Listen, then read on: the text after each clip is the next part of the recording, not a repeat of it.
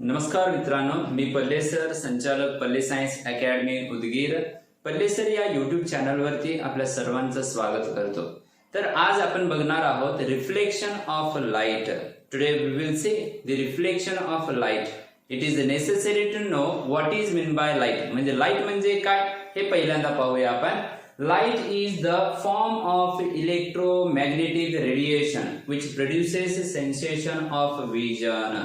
Light एक form आहे electromagnetic रेडिएशनचं जे सेन्सेशन प्रोड्यूस करतं विजन साठी किंवा दृष्टीला संवेदना निर्माण करतं. And therefore we can see the colorful world with the help of light. Light travels in a straight line. Light undergoes reflection and refraction. Light हे लाईटचं रिफ्लेक्शन होतं आणि रिफ्रॅक्शन पण होतं. Reflection means what? when the light ray strikes the surface it bounces back. that is the reflection. जेव्हा light हे कोणत्याही पृष्ठभागावरती पडते ते परत येते म्हणजे रिफ्लेक्ट होते. त्यालाच आपण रिफ्लेक्शन असे म्हणतो. उदाहरणार्थ जेव्हा एखादा बॉल भिंतीवरती आपण फेकतो ते भिंतीवरती स्ट्राईक करून परत येते त्याला आपण रिफ्लेक्शन असे म्हणतो.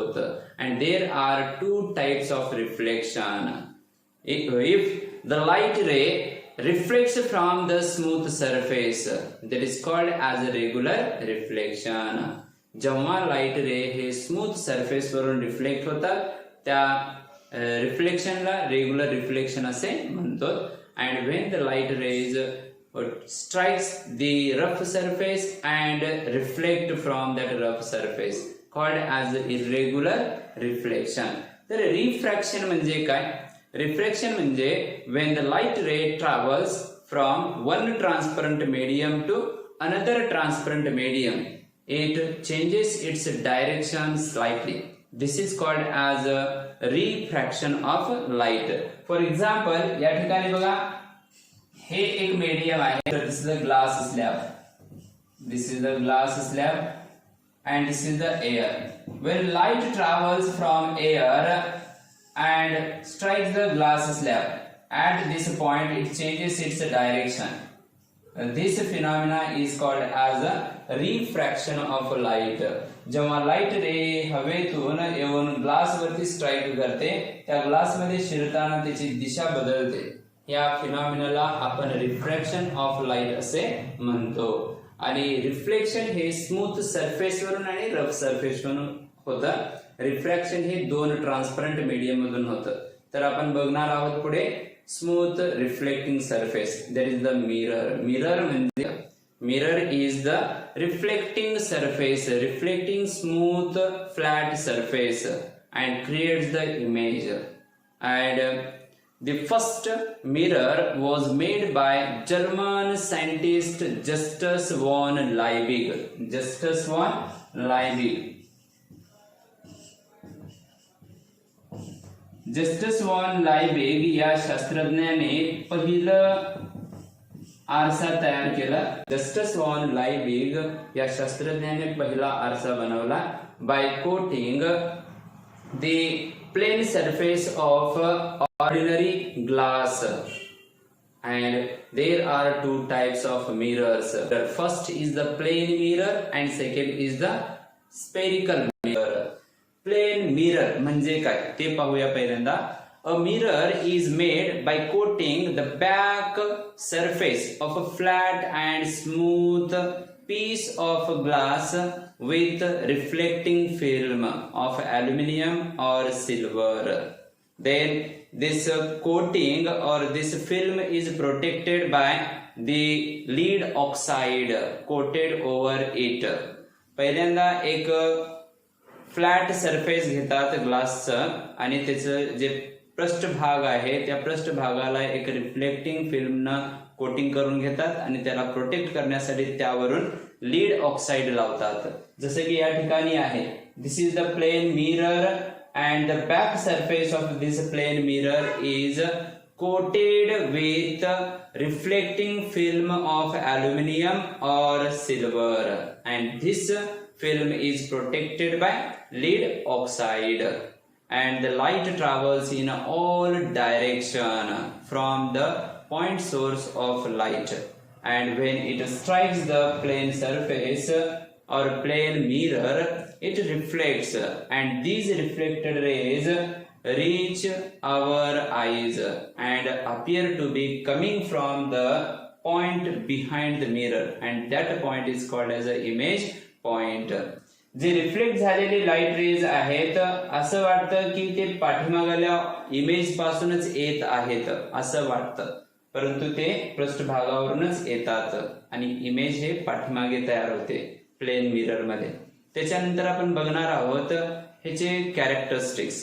The images formed by plane mirror. The characteristics of images formed by plane mirror. First, the image formed by plane mirror is of same size, virtual and erect.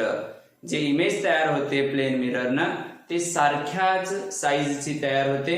Virtual म्हणजे आभासी आणि इरेक्ट म्हणजे सरळ तयार होते. जसं आपण थांबलेलो आहोत आरशासमोर त्याच प्रकारची इमेज तयार होते, प्रतिमा तयार होते. And the image formed by plane mirror is laterally inverted. Means lateral inversion means the right side of the object appear as the left side of the image, and left side of the image appears as the right side of the object. म्हणजेच याचा अर्थ असा आहे, उजवी बाजू ऑब्जेक्टची हे प्रतिमेची डावी बाजू दिसते आणि डावी बाजू ऑब्जेक्टची उजवी बाजू दिसते प्रतिमेची, म्हणजे हे lateral inversion. So next type, that is the spherical mirror. Spherical mirror means what? There are two types of spherical mirror. The mirror which is made from the hollow glass sphere. The mirror which is made from the hollow glass sphere, that is called as a spherical mirror. जे mirror hollow glass पासून बनवतात त्या मिररला spherical mirror असे म्हणतात. तर दोन प्रकारचे spherical mirror असतात. एक आहे कॉन्केव्ह मिरर आणि दुसरा आहे कॉन्व्हेक्स मिरर. पहिला आहे कॉन्केव्ह मिरर आणि दुसरा आहे कॉन्व्हेक्स मिरर. हे आहे कॉन्केव्ह मिरर, अंतर्वक्र आरसा, आणि हे बहिर्वक्र आरसा. Concave mirror and this is the convex mirror. Concave mirror means the spherical mirror whose inner surface is reflecting. The spherical mirror whose inner surface is reflecting. Such mirror is called as a concave mirror. And second is the convex mirror. The spherical mirror whose outer surface is reflecting, that is called as a convex mirror. ज्या मिररचं outer surface हे reflecting असतं त्या मिररला convex mirror असे म्हणतात, आणि ज्या मिररचं inner surface हे reflecting असतं त्या मिररला कॉन्केव्ह मिरर असे म्हणतात. तर हे दोन प्रकार बघितला आपण, कॉन्केव्ह मिरर आणि कॉन्व्हेक्स मिरर. तर आपण काही कन्सेप्ट बघणार आहोत related to spherical mirror. So we will see the concepts related to spherical mirror. As we know that these two mirrors made from the hollow glass sphere. This is the hollow glass sphere. Consider this is the hollow glass sphere and this is the center of the sphere. Center of the sphere. म्हणजे ह्या वर्तुळाचं मध्यबिंदू आहे C. C हे मध्यबिंदू आहे त्या सर्कलचं, आणि आपण म्हणू शकतो त्याला सेंटर ऑफ स्फियर. तर ह्या स्फियर पासूनच स्फेरिकल मिरर बनतात. तर first concept of spherical mirror, that is the centre of curvature. हे कर्वेचर आणि त्याचं सेंटर. सेंटर ऑफ कर्वेचर म्हणजे काय? The centre of sphere of which mirror is a part. ज्या स्फियरचा मिरर पार्ट आहे त्या स्फियरच्या सेंटर पॉइंटला सेंटर ऑफ कर्वेचर असे म्हणतात. तर हे स्फियर आहे, ह्या स्फियरचा हा मिरर आहे, आणि ह्या स्फियरच्या सेंटर पॉइंटला सेंटर ऑफ कर्वेचर असे म्हणतात. तर दुसरं कन्सेप्ट आहे pole. What is a pole? The centre point of the mirror surface. Mirror सरफेसच्या सेंटर पॉइंटला आपण पोल असे म्हणतो. म्हणजे पोल म्हणजे काय? The centre point on the mirror surface, that is called as a pole. Pole is denoted by capital P.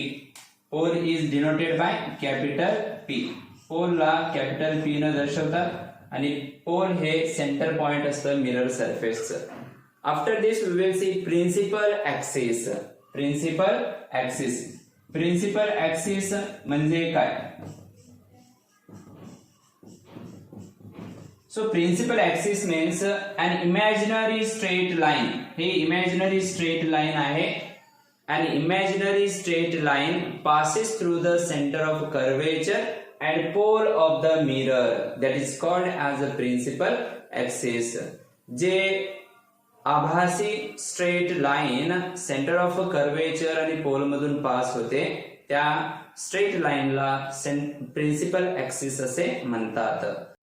An imaginary straight line passing through the center of curvature and pole of the mirror, that is called as a principal axis.